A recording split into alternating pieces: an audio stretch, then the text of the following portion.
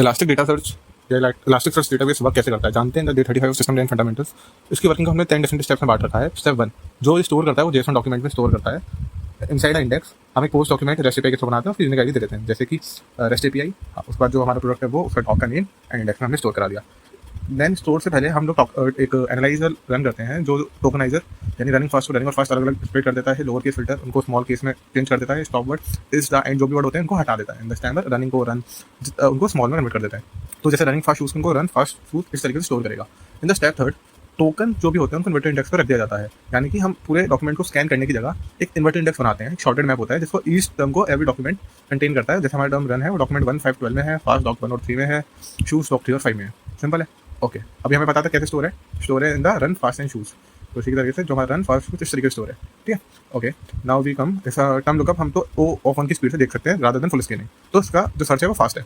ठीक है। Then the fourth data को हम स्प्लिट कर देते हैं शार्ट्स में। ठीक है। एक इंडेक्स को हम प्राइमरी शार्ट्स में और उसके अलावा रेप्लिकास में डिस्ट्रीब्यूट कर देते हैं जिससे उसकी आइडेंटिकल कॉपीज बन जाती हैं। उससे फायदा क्या होता है, पैरेलल में रीड कर सकते हैं और टॉलरेंस को या फिर कुछ एक नोड डाई या नोड रिस्पॉन्स नहीं करती तो हमारा सिस्टम क्रैश ना हो।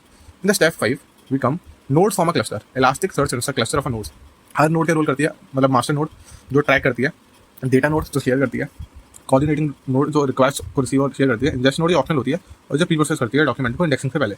Now step 6 use search query arrives. मतलब मैंने एक गेट रिक्वेस्ट भेजी कि मेरे को ये क्वेरी चाहिए, उसको सर्च कर दे। तो कोऑर्डिनेटिंग नोड से करेगी, उस क्वेरी को पार्स करेगी, एनालाइजर पे अप्लाई करेगी, फास्ट और शूज, अच्छा फास्ट और शूज लगे, फिर देखेगी भैया किस शार्ड में है हमारा, किस शार्ड के अंदर कौन सा रेलेवेंट डॉक्यूमेंट है और जिसमें होगा उसको ब्रॉडकास्ट कर देगी, यानी उसको शेयर कर देगी।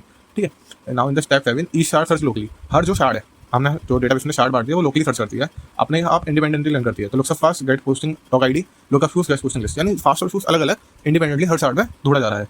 ठीक है।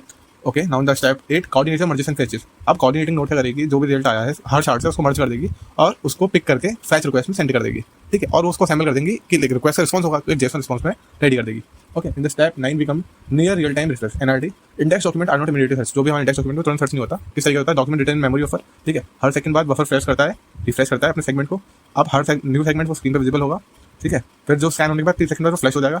इस तरीके से बैकग्राउंड में वो सेगमेंट मर्ज होते जाते हैं। ठीक है। यानी default refresh 1 second, near real time not instant.